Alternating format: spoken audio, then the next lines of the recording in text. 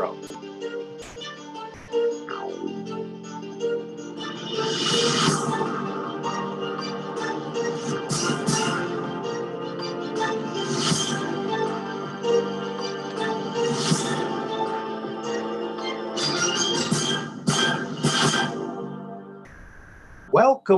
Welcome back to Truth Quest. My name is Aaron Moriarity. I will be your host. We're going to go on a quest for truth together. And today, friends, we have a returning guest, my very first guest, in fact, the amazing Corey Goode. Welcome back to the Truth Quest, Corey. Thank you. Thank you for having me. It's been a while. Yeah, anytime you want, you can come on to the Truth Quest, believe me. Thank you. You're very welcome. I'm so excited to do this, and I'm very honored. So let me just say that. So thank you very much. Appreciate it. You've been dropping some intel these last few months, and you do it in a very unique way. It's kind of brilliant, if you ask me. The SSP Alliance updates. And it's done with like a robotic voice, but I think that's perfect because there's no emotion. And we really don't want to be emotional with all this, right? So I think that's great. And yeah, it was sort of, I was told by the SSP Alliance contact that I was doing this through, how they wanted it formatted and delivered. They didn't want me stumbling my way through with my words, paraphrasing them as I normally do. They wanted directly this information coming out as through them as possible. They wanted it in this robotic voice format for some reason. I was going to have someone read it, but no, they wanted it like this. And, we had the write-up. We had a person in the Alliance go through and edit it, an Alliance-friendly person to make sure everything was okay. And, I had help from, a few other people we'll talk about more a little bit later, that, some people that I met while on a trip to Brazil through Fabio, and Fabio's helped as well. And he's actually had the same reports on his network, his Portuguese network, translated into Portuguese. Wow. Yeah. So they helped quite a bit. I guess the voice translates well. Then I mean, you don't have to re-record it in another voice. You just hit a button. So that's very interesting. There were a lot of complaints though too. There were a lot of complainents. I noticed that. But I disagree with the complaints. I think it's actually it wasn't my preferred format. I would rather have had. I have access to all these people that I could, hire to read, or something like that, but they didn't want it done that way. Especially when we're talking about the enemy being AI, and then you have a robotic voice. It's a little weird, but that's the way they wanted military people deliver things in certain ways, and doesn't always make sense to civilians. I guess they want AI to know about it by using AI. Yeah. We've had to be very clever how we deliver the information about the AI over the years. I first delivered it on the television show I was on about 6 or 7 years ago. I remember that. And it was a huge deal at the time. Now people seem to be getting less and less afraid of AI and transhumanism, which is starting to scare me.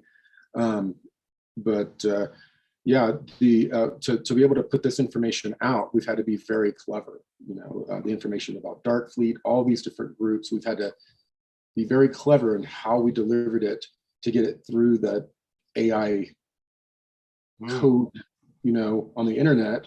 But it's also helped out with people coming forward with fake stories, just parroting all of my verbiage that we used for just such an occasion. Yeah, I could have had a lot of these recent so-called whistleblowers on my show, but to be honest with you, I can't listen to them for more than 5 minutes, and I just I don't know, something inside me says, not a good fit.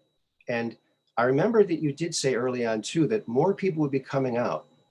But so far for me, the only one I noticed was William Tompkins. That might not even have been an alliance planned thing. He just did it. It was actually. Oh, okay.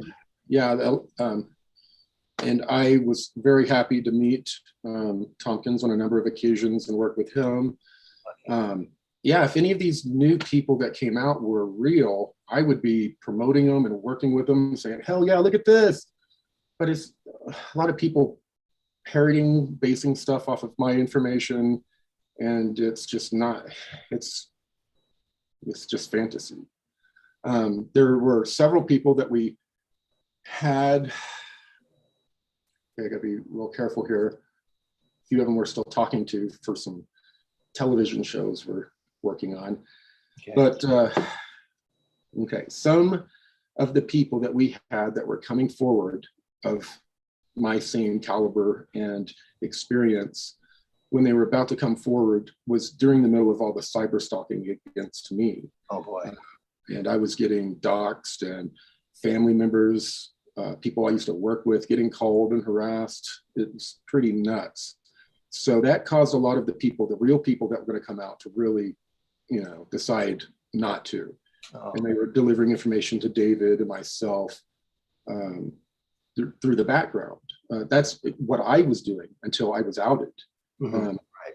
And when I was Carrie Cassidy, when I was outed against my will, that's if she hadn't have done that, no one in this audience would ever have heard my name. They just would have heard Luke or these different code names that David had for me. Mm-hmm. So it's really weird how everything came about, but the universe wanted all of this out in the open. So I guess here we are. Yes, here we are.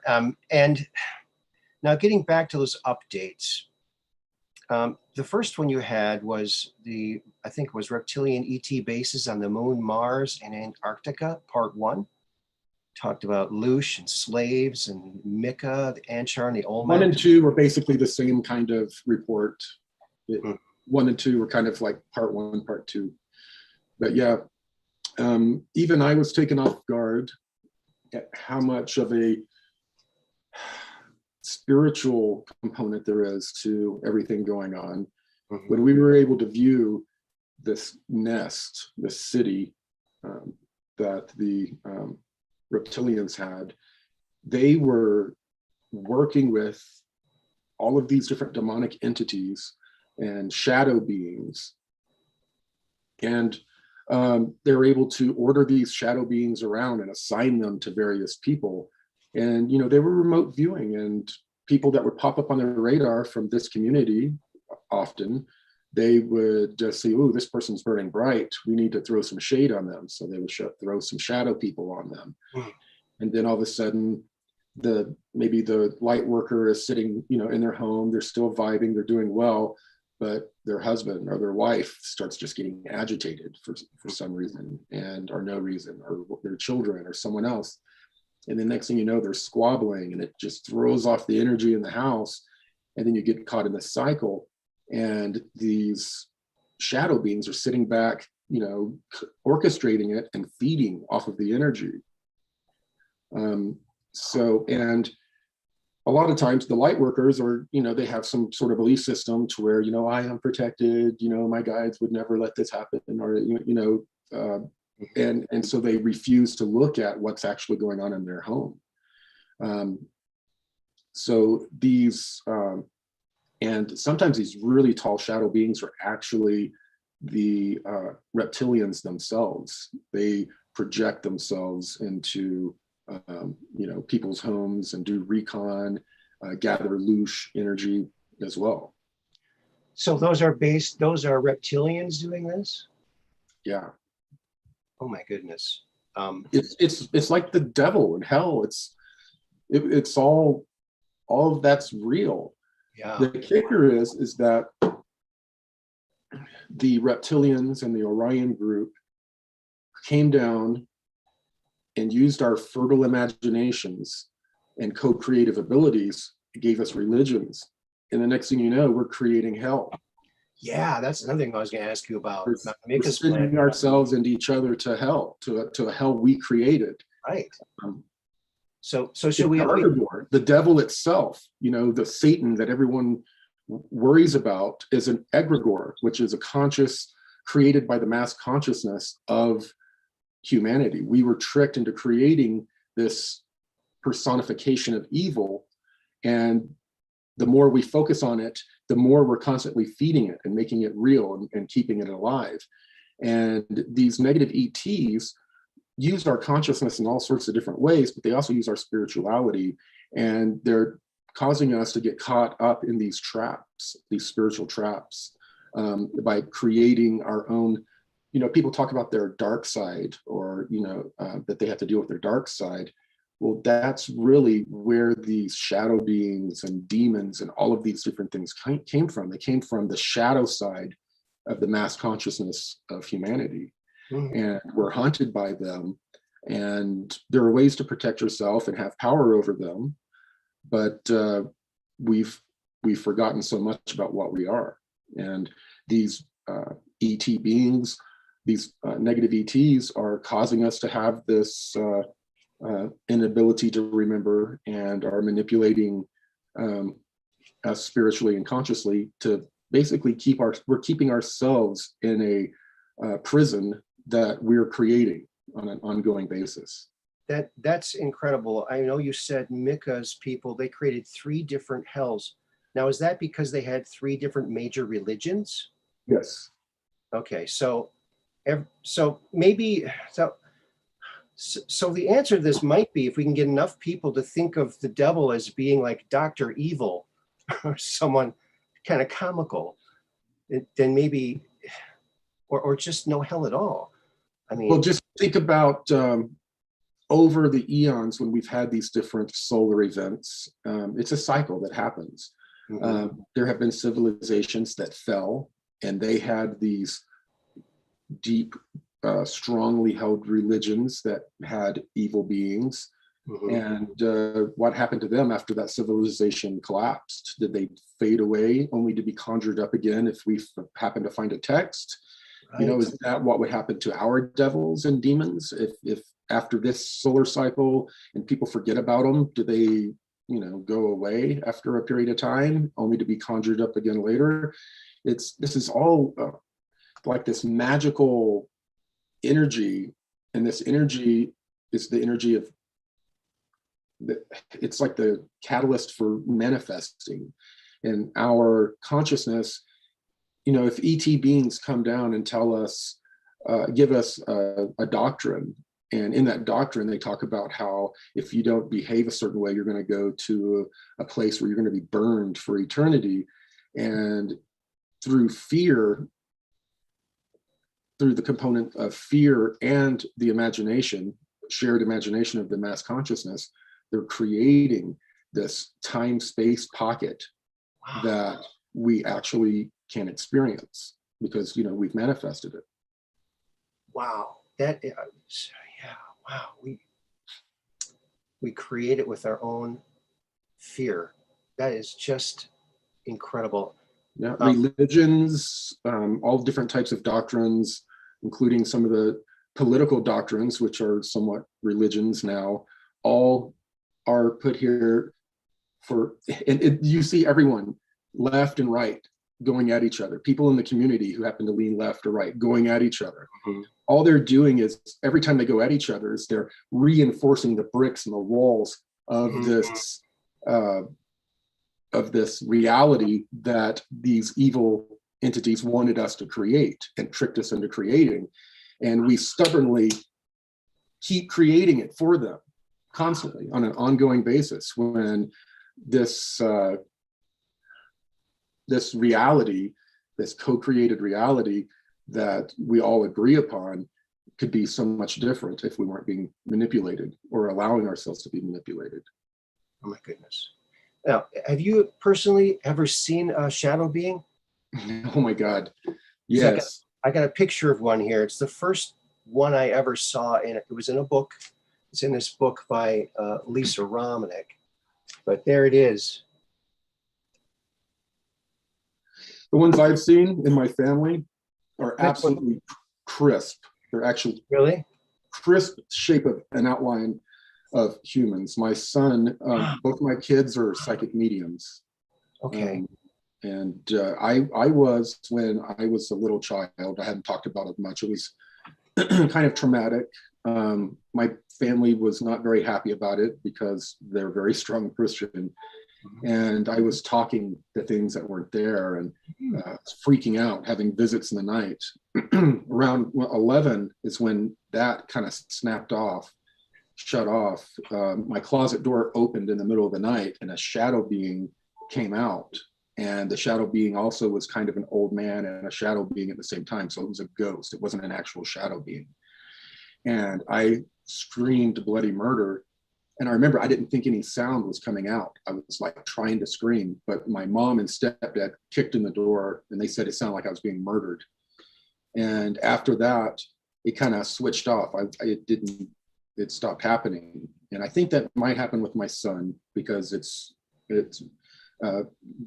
is how I got onto this. He was in the old house we were in. He was sitting on the floor playing, and he said he was surrounded by shadow beings, and they leaned in on him, and he just freaked out, and didn't sleep in his own room for a long time. But in that house, it was infested. We had shadow beings, we had demonic intrusions, we had all sorts of things, and we had to be taught by our guides, the Anshar and others, how to protect ourselves. And we learned we had to leave the other house because there was like some sort of portal action going on there. It was horrible.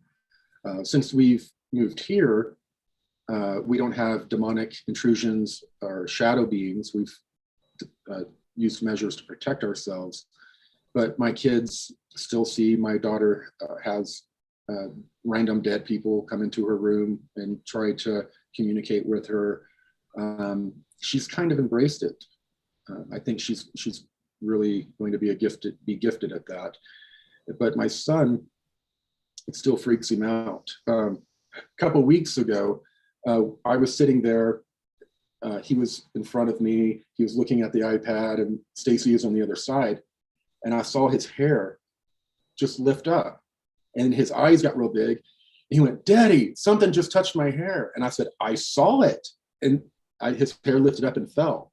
And that sort of thing happens all the time. But when he sees them, the ghostly entities that approach him, he sees them as different colored orbs. Okay. Yeah, that's how he perceives them, as different colored orbs. So yeah, we've had quite a lot of activity. It's because we attract it, Wow. And we've had to learn how to deal with it. But yes, we have seen, everyone in my family has seen shadow people. Wow. So for all those of you out there who want experiences like Corey's, maybe it's not something you want because these things come with it. Wow. Be careful what you wish for. Yeah. Be careful what you wish for. Yeah. I got a question going back in your material.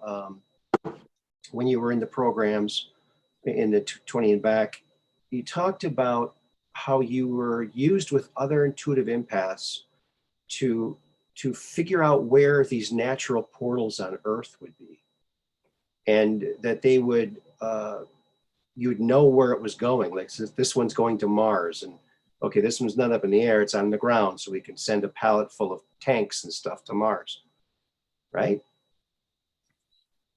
Yes, and what affected that was that all three of us, they called it triangulating, all three of the intuitive empaths were told the target. It's like remote viewing. You're given a target, and basically we would be taken to an area where these natural portals are, and they would have equipment that they would bathe this area with a certain type of energy. I don't know what it was, but the intuitive empaths would then just sit around and read the frequency. Is the only way I know how to put it. We're not seeing anything. It's just, we know it's like a tone or a frequency, and then bing, bing, bing, we all get it. And then they turn on the device that pumps a whole lot of energy into that portal point, because that portal, it's a natural portal. People, remote viewers, can travel through those portals. That's what most shamans do when they're using these portals. When they talk about different portals out in the mountains, most of them are what I'm describing, to where they sit down, go into a meditative state, and then the next thing they know, their consciousness is somewhere else, and they're like this little orb floating around on another planet somewhere, observing, So that's, they use equipment to open up that into a physical portal that you can physically access. Wow. So these natural physical portals aren't just popping in and out randomly. They do, but it's random. It happens. So if we happen to be there at the exact right time during a solar storm, or if our solar storm happens at the exact same time as Alpha Centauri solar storm, this weird thing happens, then it can overload with energy. You have an actual open portal that'll open. Wow. Or there are certain ones that during certain alignments, astronomical alignments, they open up. Sure. But otherwise, they're the first type of portal that I described. Okay, so these natural portals that happen even without technology, I mean, if a solar system has one planet with life on it and these portals are happening on all the planets, that life would be redistributed. Maybe that's how some of that happens.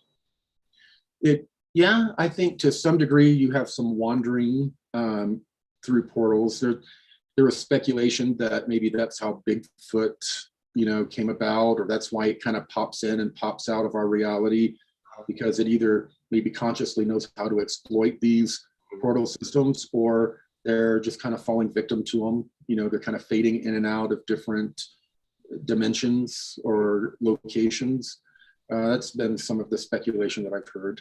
But there are a lot of weird things that happen around these portal sites, and the type of activity, it's not going to be consistent. It's all going to depend on astronomical alignments, storms in the area, electromagnetic storms, lightning storms. Even what can contribute to it is how often that stone in the area has discharged its charged electricity. Because if there's a stream running over granite or a crystalline type of rock, the friction of wind and water running across these rocks creates a piezoelectric conduction that builds up like a capacitor in the rocks. And every once in a while, when the atmosphere, when there's certain, if it's dry enough and maybe cold enough, or there's a temperature inversion of some sort, it creates the right conditions to where the stone can release the electricity. And often that is in the form of orbs, like what you see out at ESETI, that kind of thing. And those orbs, that energy is then utilized by the consciousness of, being somewhere like a shaman on another planet that's wanting to explore around here. Then they use that as like a Merkaba to travel around. Wow. That is incredible. My favorite ET now is Emmy, because in one of these updates that you did, he shows up at this, I think it's on a Lunar Operations Command, a secret ICC, International Corporate Conglomerate meeting. Mm-hmm. And all of a sudden he appears there and he's got his hands behind his back, and and you talk about how an assassin tries to shoot him. He opens a portal in front of his face, and the portal opens up in front of his face, and it gets him. Yeah, it's the ultimate, I guess, Aikido kind of principle. Yeah, and he seems a very joyous person too. Always just dancing around, smiling, sparkling eyes. Wow, that is incredible. I mean, he just seems like such a cool cat, and all those people. And well, I just love the way you described him. He's got feathers, like a feather headdress or something. He's doing this dance and Not all the time, but yeah, at certain times, yes. During the times when I had those entity attachments that just kept coming over and over, and the Anshar would get rid of them, but then they would come back. And it was one of the Zulu fully dressed out that were able to close whatever opening, and they did it by doing this huge dance. Yeah. At the end. Yeah. At the end, clap. Yeah. He made all the guns go to the ceiling and made all the people go on the floor and writhe in pain, and about a third of them. Wow, that's incredible. That is just incredible. Also, you went to the reptilian bases. That sounds like it was traumatic. Yes, yeah, that was what we were talking about in the beginning, where just the place was infested with all sorts of like demonic beings and shadow beings. It was, yeah, it was like hell. It was basically, if Enoch or one of the old prophets was taken to the place I was, they would have said it was hell. Mm-hmm. Wow. And you're actually doing a class on preventing these entities from getting you, or to get rid of them. Yeah, it's called Surviving Ascension. Okay. And if you go to ascensionworks.tv, look under courses, you'll find it. It's a culmination of everything we've learned over the last like 8 years. We've literally had Satanists bragging on video about using ceremonies to infest us with negative beings, and many other people just shooting negativity at us, to where it was causing a lot of problems, and we had to learn how to deal with it. And not only that, we're talking about how to recognize, end time madness in everyone. Mm-hmm. End time madness, when people go through their karmic typhoons, they are sending off, energy that we can get wrapped up in as well. So, we're talking about, just knowing when people get triggered, if they have entity attachments or problems with these entities in their life, how are they going to be manipulated to affect your life? If you are doing everything right, protecting yourself, it's like they always go to the next layer of people around you. So right now, you need to decide whether it's time to, sometimes cut cords with relationships, and focus inwardly, and also on protecting your home. We're going to, talk about a lot of different methods of protecting your home. I'm probably going to talk also some about how we've dealt with our gifts as they've unfolded, and with our children, how to teach them to protect themselves while also, honoring their gift and not being afraid of their gift, like our son has dealt with.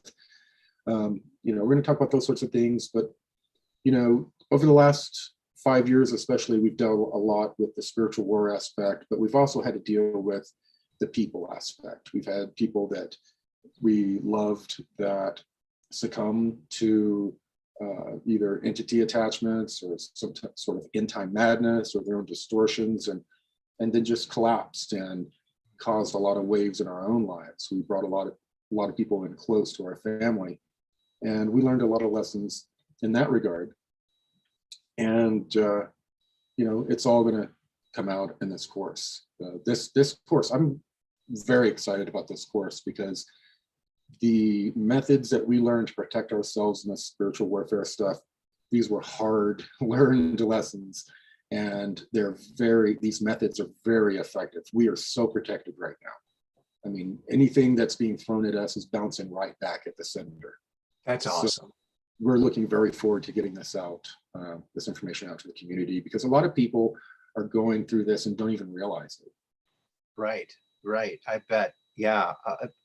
And going back to when Emmy appeared at that meeting, and all those, the guns went up in the ceiling and the bad guys went on the floor and they're riling, and he says, just so you can't say the devil made you do it, all these wispy entities come flying out of them. Yeah. Wow. That must have been, you saw like a holographic image of that. And I just also want to thank Christina Love for the super chat. Thank you very much. The sticker. Thank you very much. Yes, yes. Those were entity attachments that the people had, but it also affected the nanites and the AI signal briefly. It gave these people time to hear it with their own ears, not, under the AI influence or under the entity attachment influence. That's why they're holding their heads. Yeah. They're holding their heads in pain because the AI is being suppressed. Wow.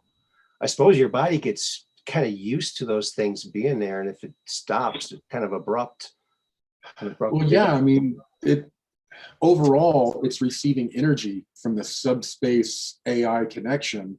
Mm-hmm. And in this energy is Loosh. It's the pain and suffering of your fellow humans. And that energy is going through these nanites and into subspace to feed the AI. And that's there's a little kickback being given to the people. So that's, kind of like the adrenochrome thing. People have got this, extra vigor, and they feel a high, and they get a kickback. Wow. Well, there's so many people waking up, and thank goodness some of the government is starting to admit some little tiny portions of some of this stuff, but we're way beyond all that. We are dealing with some very, very interesting things. Now, some people are worried so much about the upcoming solar flash that some people, even influencers, are saying, well, it's not going to happen because we're going to make it not happen by our minds. But you were told, correct me if I'm wrong, that why would you want to stop the evolution of your planet or the ascension of your planet and people, right? Yeah.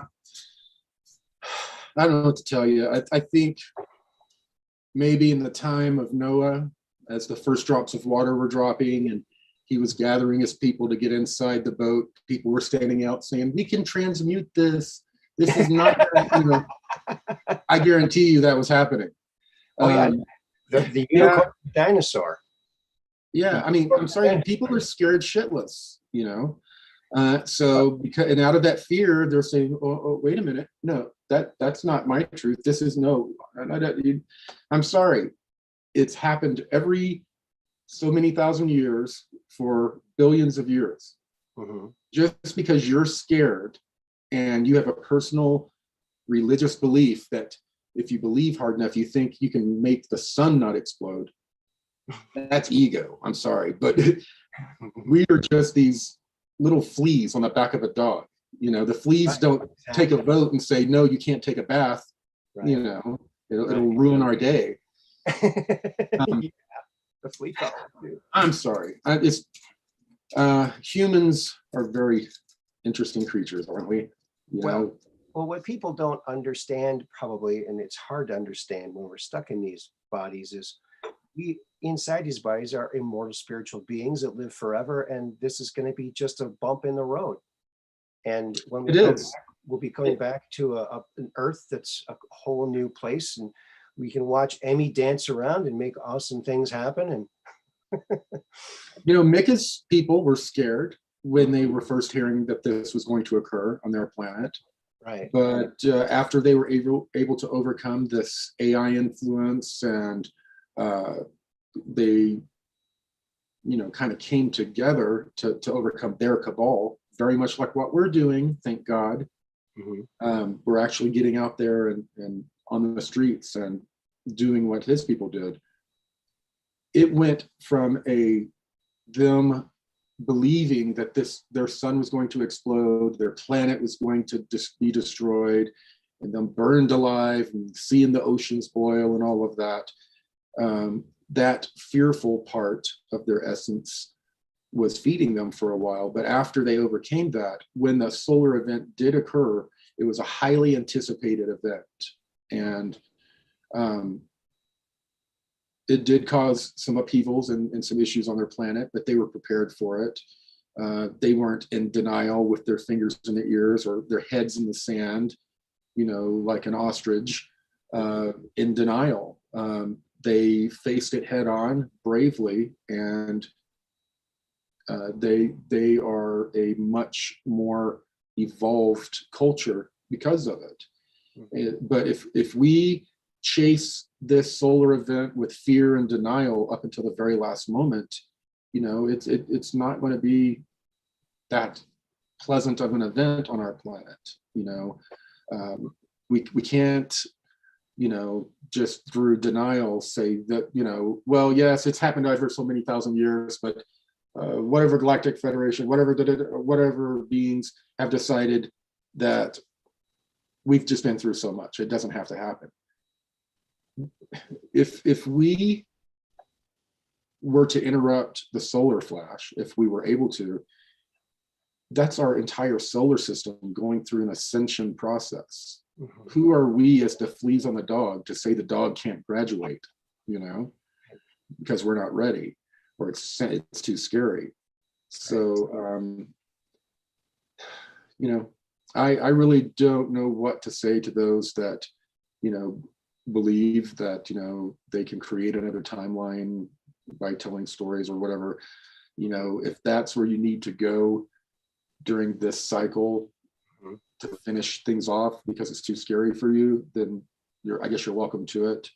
But those of us that came here to manifest right now need to be living in that power and helping manifest the fall of the cabal, the release of information, if not full disclosure, enough for the mass consciousness of humanity to snap awake. Mm-hmm. If that can happen before the solar event occurs, it's going to be an entirely different scenario. But if people, live in denial or, go into their own little personal space and try to create a new reality, they're not really contributing to this one, and they're really going to be a part of the problem instead of part of the solution. Wow. I keep thinking, okay, what am I going to do? I'm on a peninsula between two large bodies of water. So I'm thinking, okay, maybe I should just get a surfboard, carry it with me all the time, with some stickum for my feet so I can stay on the thing. I don't know, but that's just for my human body. But I know they told you that parts of Colorado might be safe, but who knows? Were there any other areas that they said were safe that you can remember?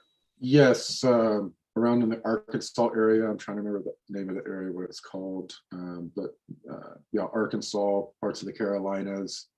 Wow. Arkansas and parts of the Carolinas. There you go, folks. Start looking for houses.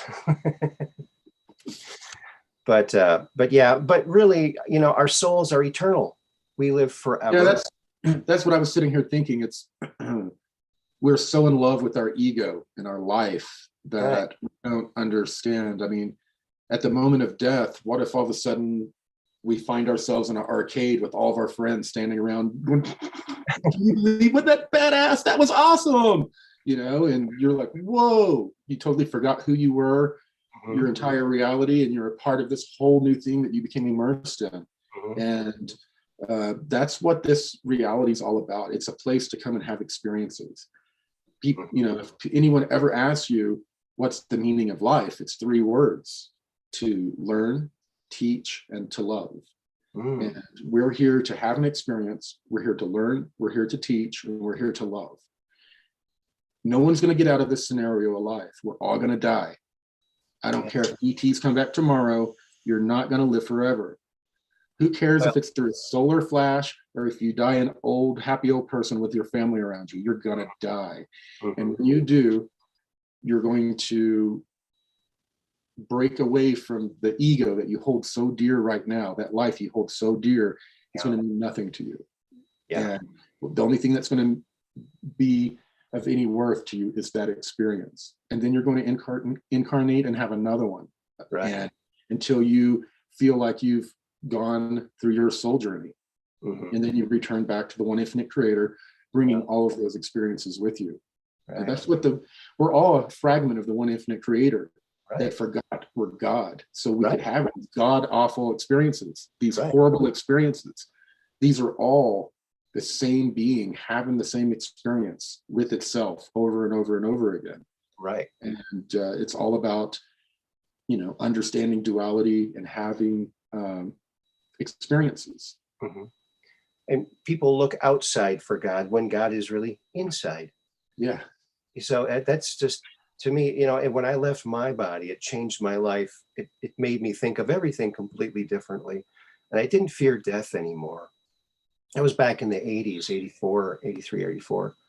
But yeah, but the one thing we can do here is feel and experience and discover, because when you're out of your body, you know everything and you can't discover anything. So it's nice to discover things. It is. So learn, teach, and love. I love that. That's great. Now, some of the other, now everyone needs to go to Sphere Being Alliance YouTube page and watch these updates. And because there's so much information, you got the reptilian bases on the moon, Mars, Antarctica. You got the reptilian agenda. You have the gray alien agenda revealed. So everyone wants to know what these aliens, what's their agenda? What would you say to that, to put it in a nutshell? What these aliens, what they really want? It's different layers of the agenda. We have the Orion group. It's a group that ended up being taken over by this AI. They're all infested with nanites. They are all a part of this giant, kind of like the Matrix, how they're using human beings as light bulbs, power sources.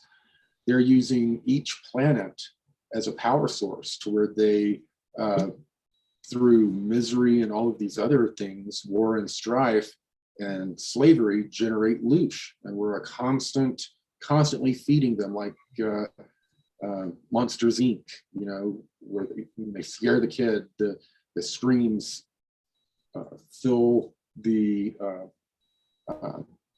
batteries with energy. It's really the same principle, and we are constantly feeding these entities, and they're just parasites. They're physical and etheric parasites, and they're using our mass consciousness. They come down, they find a nice ripe species, maybe even help them develop a little bit to develop their consciousness to a point where it's powerful enough to start this co-creative process. And then they start affecting it and tinkering with it with religions and scary events, or any number of ways to cause them to live in fear, not use their intellect, but to use their raw emotions and the animal side of our essence.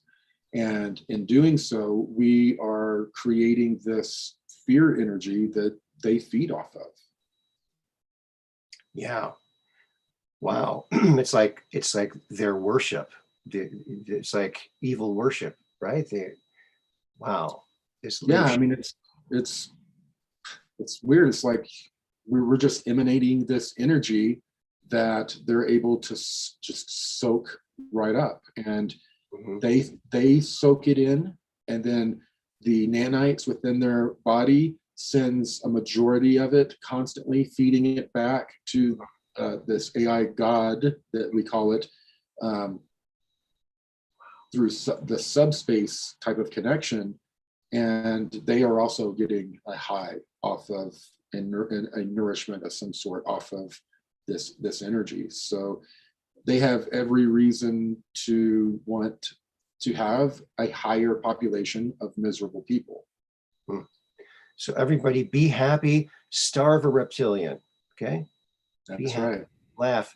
You know, I try to bring On Mika's planet, it was just 2 or 3 days once they snapped out of it. Really? Now, they were pissed off. They weren't just like, oh, love and light in the streets. They were mad because now they knew about the reptilians. They knew about the Greys. They knew that they were being lied to by these blonde good-looking ETs, and they were mad. But that is not the same energy as the fear and the ignorance combined that was funneling energy to the reptilians and up to the AI God. This anger, you know how like sometimes you feel someone looking at you? Yeah. You look over and they're looking at you? Oh, yeah. Yeah. Imagine being on a planet to where no one knew you existed, but now billions of beings know you exist and they all hate you. Ooh, so that's a different kind of energy. That's a debilitating energy. And they all went into this deep stasis. Hibernation, kind of. Hibernation. Even the nanites did, right? Yeah, the nanites did, and the reptilians especially did. And they became completely dependent. Their physiology became very dependent on the sloosh, like a heroin addict. If the heroin stops, they go through all of this withdrawals and all of that. Well, the same thing happened to the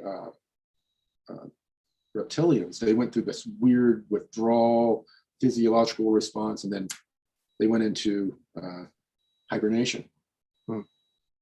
And that happened like within 3 days. And then after that, there was, it's kind of like, you know, the flow of water. The water's pulls on itself. You know, when the loosh was flowing to them, it was just a constant flow. And when they shut off, it was just a completely different energy on their planet. They felt completely different. It's, you know, as if they came through being almost addicted to something themselves, and on the other side, they feel so much better, so pure and clean. They felt just so much different after that cycle was broken. Wow. And that's what'll happen to us if we can break free from this cycle of war and strife. And, you know, it's, man, wow. But Mika shows it's possible. Now, Mika's planet, you said, was a planet of islands, kind of like a tropical islands. Yes, so, they don't live on the surface. They don't. No, what's interesting is after a lot of these stars, after they go through their fourth density change, on the planet, different types of wildlife will be fine. Plants really do well, but it causes a problem with certain types of beings, including more advanced consciousness and developed beings like humans or our different cosmic cousins. And it affects their physiology. So most of them end up living inside the planet. After the solar event, the frequency of our star changes forever, but also inside our planet, basically it's almost like a plasma star itself in the center of our planet that connects to the cosmic web. It is emanating an energy as well. And the interior of the planet changes energetically, and it can actually be extremely beneficial for life, helping our physiology live 1,000 years, while the energetics on the outside of the planet may make us live like 40 years. Wow. So living inside the planet's a smart thing to do. And over eons and many generations, many different iterations of civilizations over the millennia, they have gone down into the caverns, and you explain that very well with all the inner Earth peoples. Emmy's people still, his planet on the outside still looks very much the same, but they've many eons ago, they moved on the inside of the planet, and their planet's like a geode. Wow. Inside is full of all these purple crystal mountains. Wow. And they have soil and plants and everything growing inside. And the central core of the planet is putting off an energy that the plants can use, and that produces visible light. It's turned into like from a plasma into like a crystalline, if I remember this correctly. But all of his people live inside basically a geode, and the frequency there is, their frequency is so far beyond anyone else's in our local 52 stars. They are amazing. They live in this just giant, it's producing amazing amounts of energy. Humans can't stay in their planet very long. The energy is too powerful for us. It's if you've ever visited Sedona or one of these vortex points and you find yourself dizzy and disoriented and kind of going in and out of your body, the humans that I know of that visited Mika's planet kept spontaneously going out of their body and having all kinds of weird things happen because of the frequency of their planet. Wow. Purple Mountains Majesty, it sounds like. Crystal Mountains. Crystal Mountains. Wow, fantastic. But that reminds me of the crystals you were communicating with when you were a young child for the programs, right? That the Inner Earth people worship, and these crystals. Correct me if I'm wrong, but they kind of answer your prayers, and they're kind of like they don't worship them, and they're not anything. They're more like a repository. They are connected to the Akashic records, which is also the cosmic web. Where everything is connected in this cosmic web. It's this energetic, everything is connected. Anything that ever has or ever will happen is contained within it. And every planet has, as these crystals develop over millennia, they lock in this energetic history that can be read psychically or through technology. And what I had was this huge download from one of these giant crystals. Right. And so much like a fire hose, you couldn't even decipher what the heck it was. It was so much. Right. Wow. That is so fantastic. Wow, the Olmecs, the Mikas. Now, what's the Zulus planet like? Do you know anything about their planet? Oh, I'm sorry. That's who I meant to talk about. That was the Zulu planet. Oh, okay. I kind of had a feeling that was the case, but yeah, Mika's planet the Zulu planet was the one that's like the geode. Did I say Mika's planet? I think so, but Mika's planet, you said before, was like a island planet. Yes, yeah, and they have moved inside. Okay. And they come out. They're on the outside of the planet to have fun and do those sorts of things, but they sleep at night and live deep in their planet, a certain distance inside their planet to protect them from the frequency of their star and cosmic rays and everything. It makes sense. I mean, what are we doing on the surface here? We're just waiting for a hurricane to blow us away, right? Yeah. If we lived within just maybe a few miles below the surface of this planet, so much cosmic radiation would be buffered. The reason that our ancestors used to live so much longer than us is because we had a much larger atmosphere and higher barometric pressures. Some say we were a little closer to the sun, maybe even. And we had a lot larger atmosphere. Now, over the many, many different solar events, micronovas that we've had, it's stripped away some of that atmosphere. And that, that happened eventually to Mars, where they lost the last little bit of their atmosphere from the solar radiation, the solar winds blowing it away. We have a certain amount of that's gone on when we've gone through changes to where, we don't have the electromagnetic field as strong. We go through different cycles. the electromagnetic field's very weak right now. 800-900 years from now, when it's back at its peak, the atmosphere will grow and we will be protected from more radiation. And during that time period, people and animals would live longer, because what causes aging and the degeneration of cells are these cosmic radiations. So maybe we can come up with a Sphere Being Alliance umbrella that protects you from those cosmic. Yeah. Actually, I had that idea when the ozone layer was being depleted, because plastic acts as ozone. So it's like a personal ozone. So this is incredible information. And I got to tell everybody, you got to go over to Sphere Being Alliance and YouTube channel and listen to watch all these videos. Mika's Planet and Hope for Earth.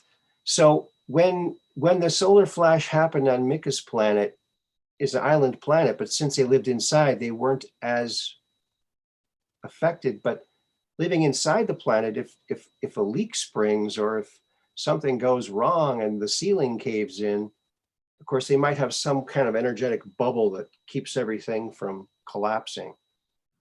I don't know. Well, I mean, you have all different types of forces working in the interior of a planet. But when a planet is first formed and it's really hot, as it cools, it creates giant caverns and pockets and cavities. And as those cool off, they become really reinforced. Now, there are times when, like, if there's a tilt of the axis or whatever, that water will go down into some of these areas. But we're talking about, it's a giant porous object, and if you just dump some water here, it's going to trickle down. It's not going to fill the whole thing. Mm-hmm. It's a planet. It's not going to be that heavily affected. And from what I can tell, they don't need technology to sustain their living on the inside.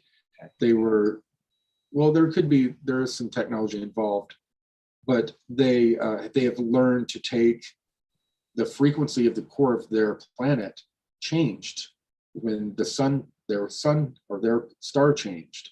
So the frequency being put out by the core of their planet, they're able to tap into, utilize it. Even just like the Zulu Planet, they create some sort of visible light as well. It's a different kind of light.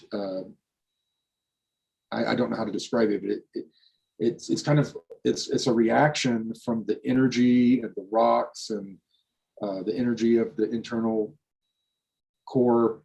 It causes some sort of reaction to where there's light on the inside of the planet. Mm-hmm. Okay.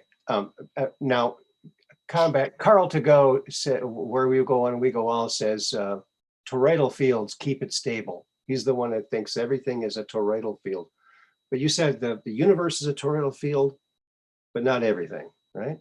Well, anything that's producing its own field is going to be a toroidal field. Like our heart creates one, but there has to be electrical impulses and that sort of thing occurring.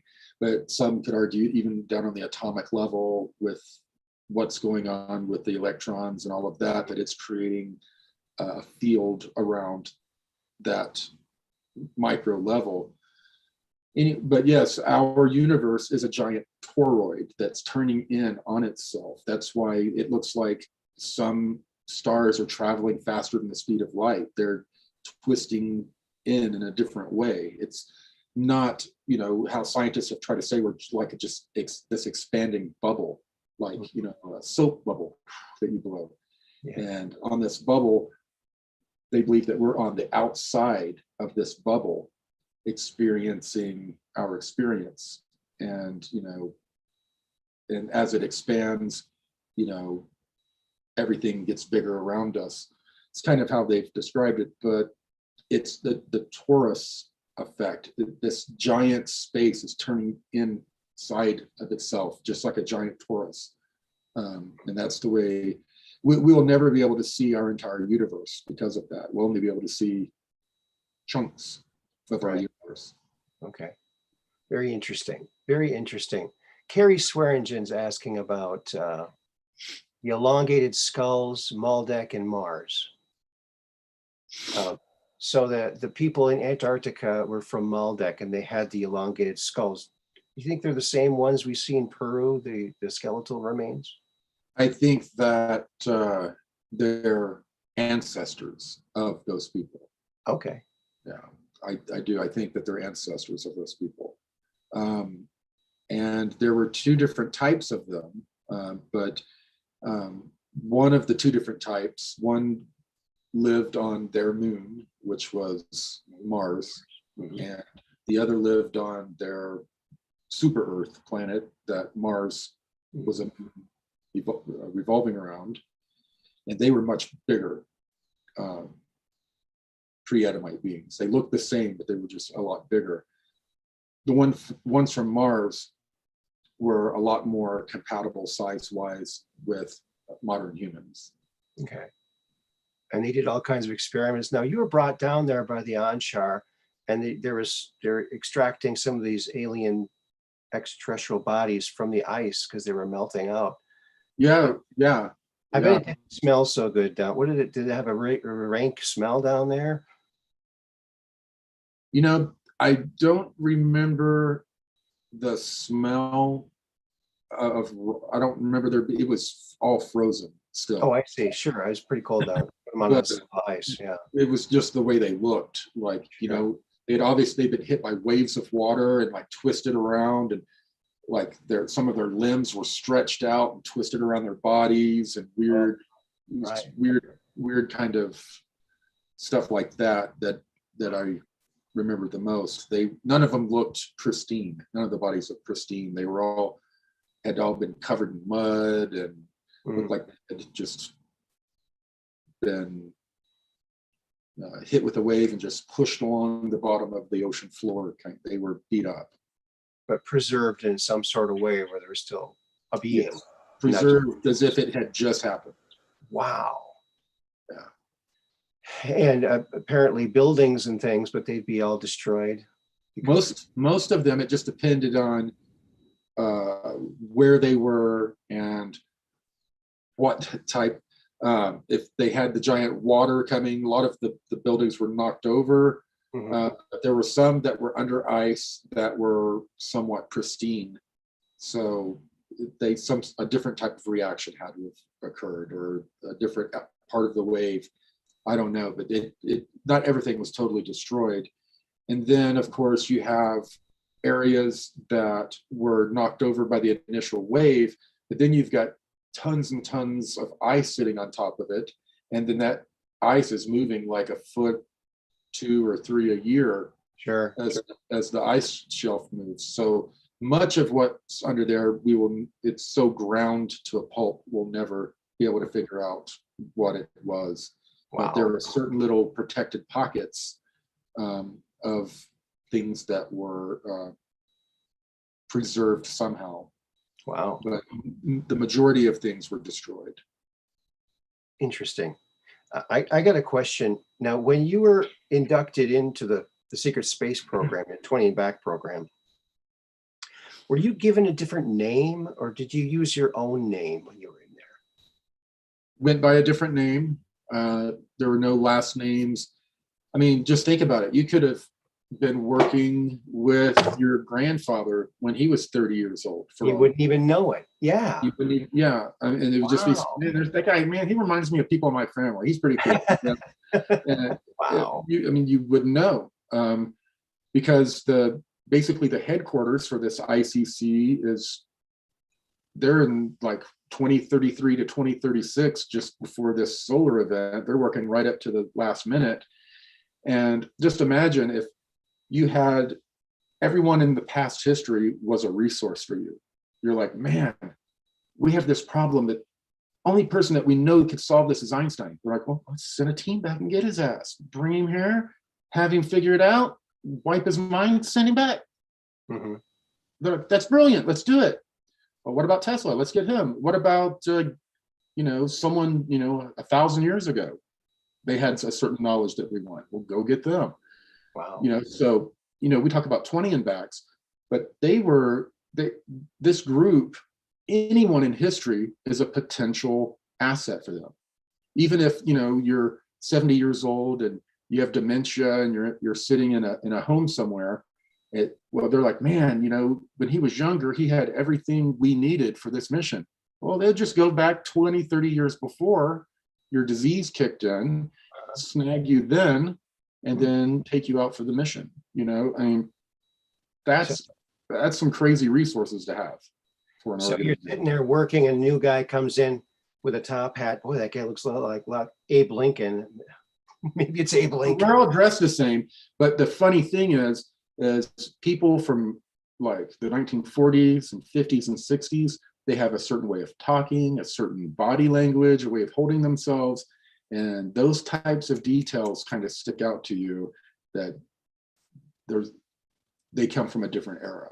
But if I would go by the name Jim, was a name that they had me go by. Yeah. I guess for my first name, James, but no one there would know, oh, Corey Goode, that name, I served with him in the programs. When people say that, it's just like, they're like, oh man, I know this guy, but he went by a different name. It was a different name, and it's more like that. It's layers upon layers of making sure people didn't figure.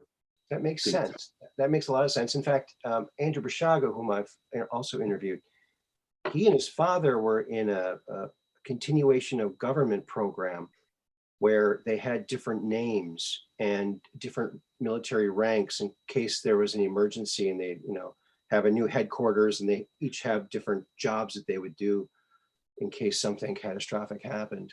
But yeah, they all had different names too. So I thought, wow, I bet in the secret space program, they probably had different names too, because they wouldn't want you to remember someone's name, right? Right. Yeah, that makes a lot of sense. So when you were going to these Draco, when they took you recently in the last few months or so to these Draco bases, and you saw some horrific things, I mean, how did you keep from being noticed? Were you, like a invisible bubble or something? Or I can't talk about the methods that we used to breach because we're still able to use them. They didn't think we'd be able to use them this long, but we're still able to use it. So the enemy has not detected the method. Okay, so using the old, probably using the old, this little thing here, the time machine. But yeah, wow. Let me see here. Did you know how long we were going to go tonight? Well, we've gone about an hour now. Do you want to go a little longer? Yeah, maybe another 20 minutes. Okay. So I've asked you a lot of questions. What is it that you want to talk about? Because, we all want to hear more stuff from you. Well, I mean, the graphic novel that I've been working on for over 4 years, I had Marvel, and then the old company Gaia try to keep me from putting it out. I had some old partners that were doing all they could to keep it from coming out, and I kept telling everybody, this is going to be the foundation of all the work that the Blue Avians and the others wanted me to do in the entertainment industry, to actually red pill the mass consciousness with this information. So through pure stubbornness and the help of a wonderful, wonderful team, we were able to recently complete this graphic novel, and it's a masterpiece. We have Richard Ashley Hamilton, well-known,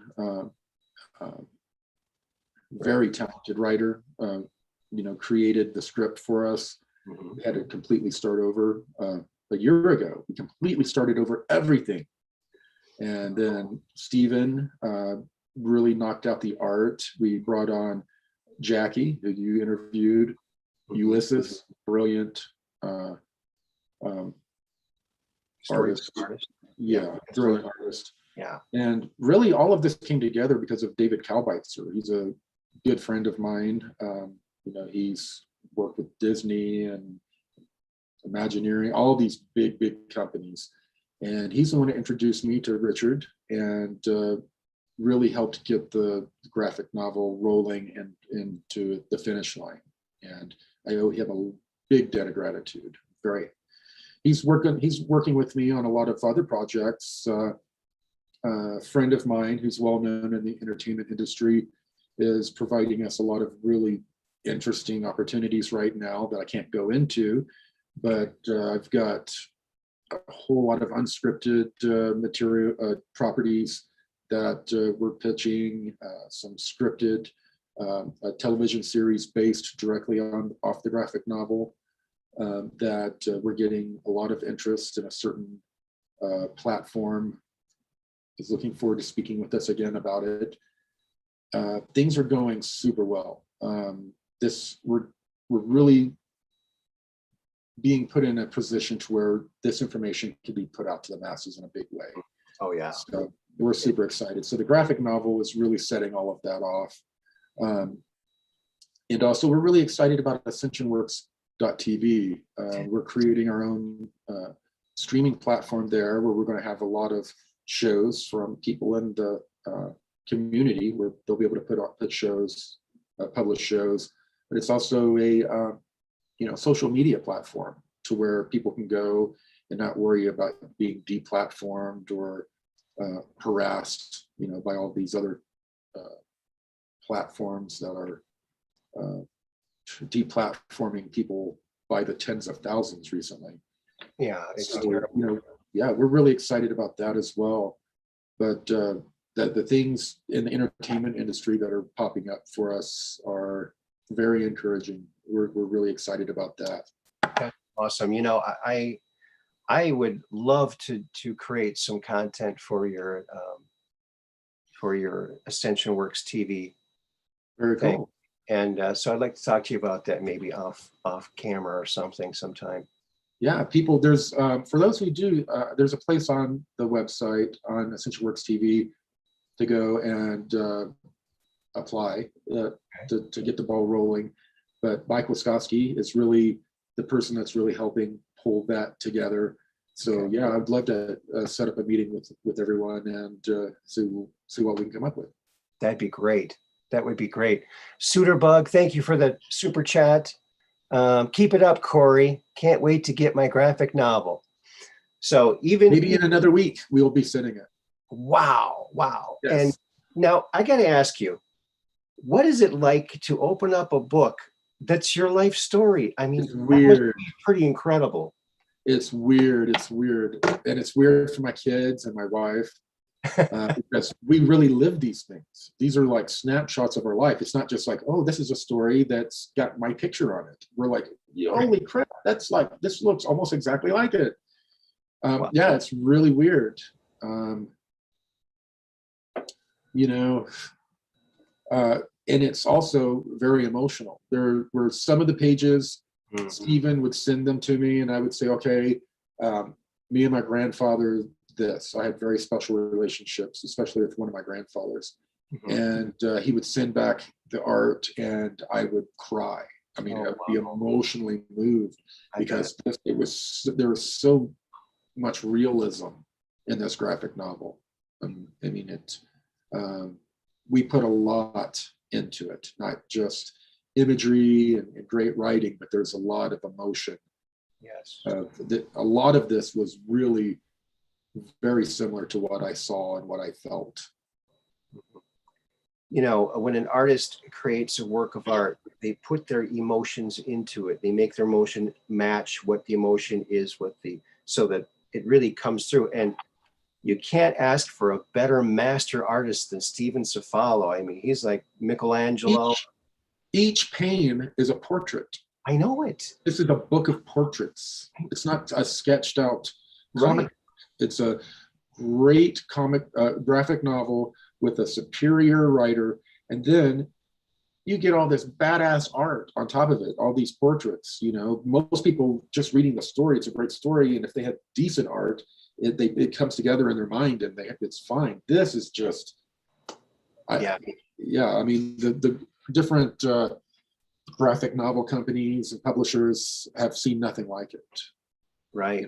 And on that note, you know, there are people interested in publishing it for us, and they would want a percentage of the entertainment rights, and then not try to tell me how to develop it and all of these things.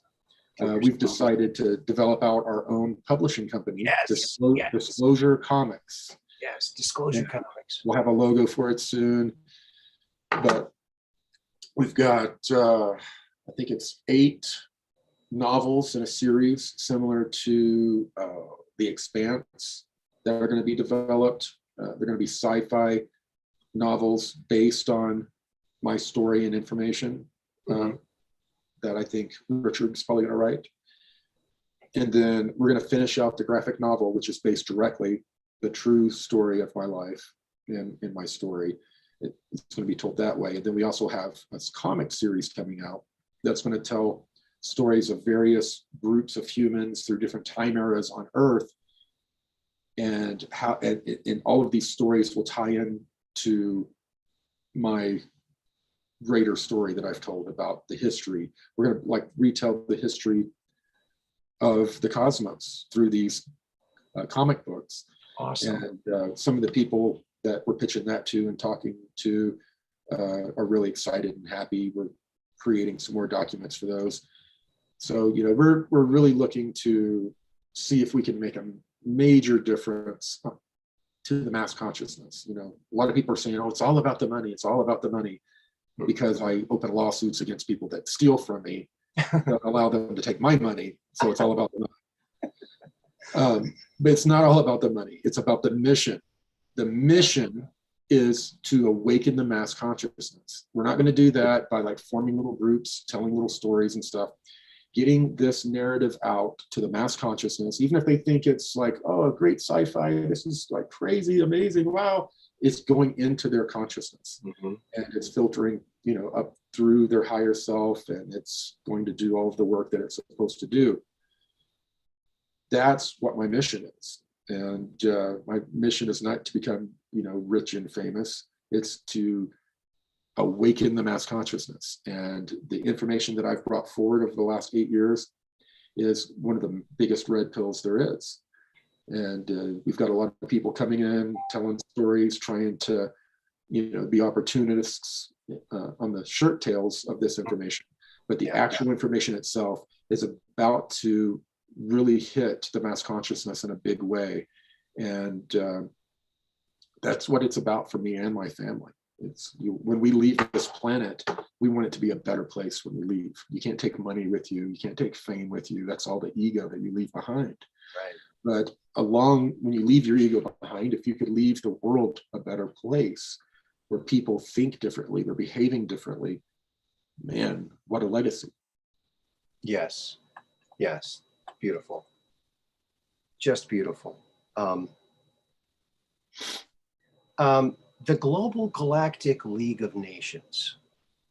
That was something you said that, I think you said that Ronald Reagan started when he was apprised of the secret space program. He said, wait a minute, every nation needs to be involved. And he went to every nation and made a deal with every nation.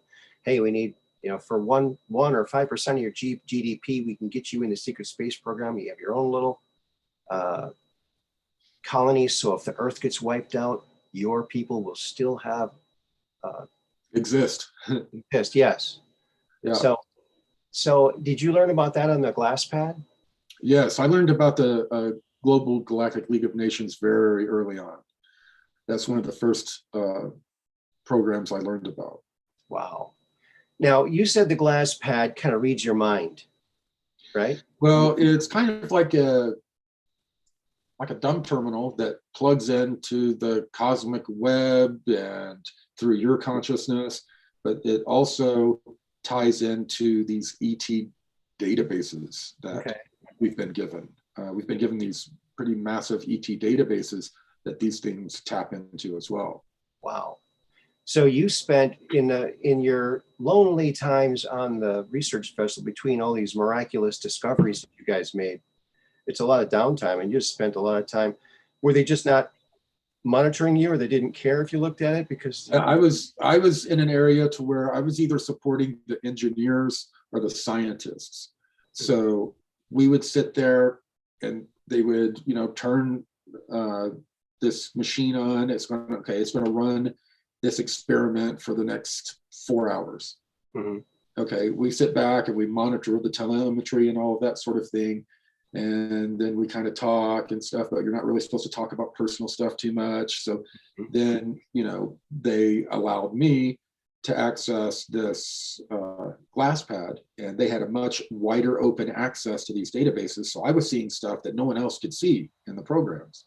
Wow. And I'm just asking them question after question. Like as I'm sitting here looking at it, they're working, and in between I'm asking them all these questions and understanding maybe half of what they say, because it was so high level. Wow. Excuse me. It's okay. I got no one out there really got as much time on the glass pads as I did, because I just had so much opportunity. Well, we're really glad you were the one that got it, because you're the guy talking. So we're so grateful that you did. I'm starting to lose my voice, so if we could write it down here soon. Okay, sure. All right. I think, well, let's see. Yeah, it's 9:22. I think, now wait a minute. Can Corey give us when he is going to offer the description of the new Guardians? That's Todd Van Swearingen. Angel. Okay. Soon. Yeah. Soon, Todd. That's the answer. I don't have the voice to do it right now. I thought about doing it. Okay. All right. Well, I guess maybe we should just wrap it up then. Sorry about that. I've been talking today on phone calls and meetings, trying to get all of our stuff ready. Well, I have to thank you again for doing this. I'm very honored that you chose to come on the Truth Quest first. I'm very, very honored by that. And you're welcome back anytime, and hopefully soon. But we're anxiously looking for your next release on all of your various different platforms. And are you going to be on Truth Social? I don't think there are any plans of being on Truth Social anytime soon. I might get an account there, but I am focusing my content for a certain target audience and group. Okay. And I think we're pretty in the sweet spot for that. So okay, if I can be vague and make sense at the same time. You can. Thank you, Elder Dragon, for the super chat. Thanks, Corey, Elder Dragon says. And the chat's just been going nuts. They're loving it.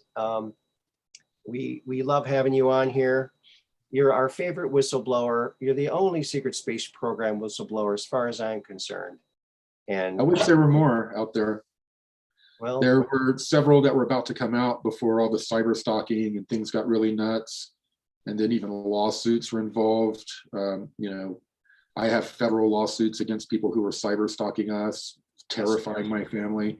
So people decided they would rather not come out and deal with that.